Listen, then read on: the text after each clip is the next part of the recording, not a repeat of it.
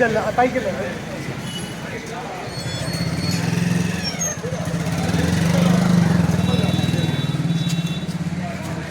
అమ్మా.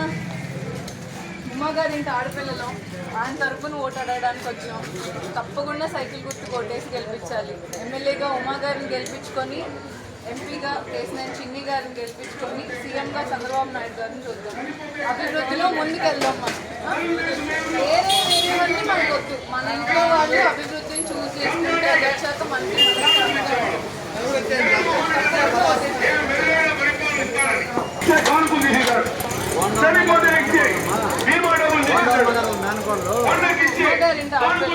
ఆయన తరఫున తప్పకుండా ఆయన ఓటేసి గెలిపించాలమ్మా.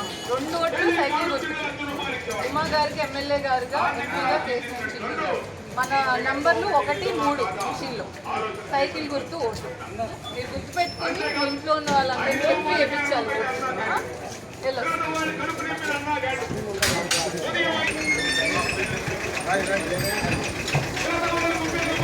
ఛానల్ అండి మీరు.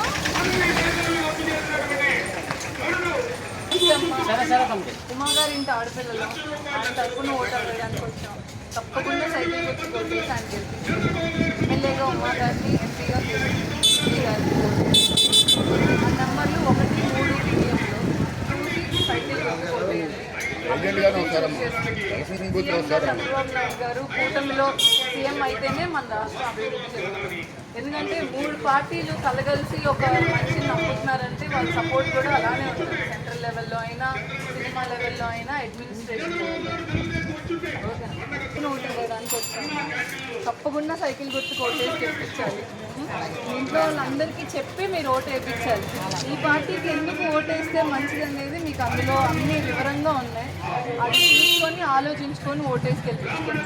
మనకు అనువుగా మనకి అందుబాటులో ఉండే లీడర్ని మనం ఎంచుకుంటాం. మనకు ఒక అవసరం ఉన్నప్పుడు రామ్మోహన్ గారు ఉంటారు, మనకి అవైలబుల్గా ఉమా గారు ఉంటారు. Thank you.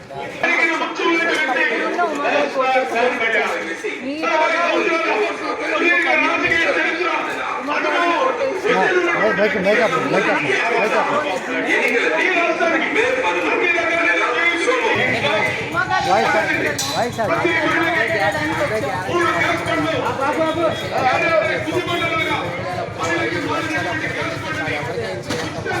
అదొక తగ్గిస్తే చెత్త పనులు ఎన్ని లేకుండా ఇవన్నీ కూడా చేయట్లేదమ్మా. లేని వాళ్ళకి ఇల్లు ఇప్పొచ్చు, చెందడము, పప్పు వీటిని తగ్గిస్తే చాలు. మనకి ఏమి తరఫున ఓటు అడగడానికి తప్పకుండా సైకిల్ ఎమ్మెల్యేగా ఉమ్మగారు వస్తే మనకు అందుబాటులో ఉండే లీడర్ ఆయన. చంద్రబాబు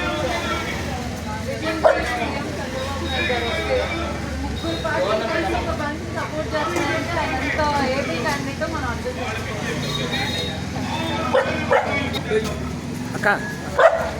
చాలా పాజిటివ్గా ఉందండి.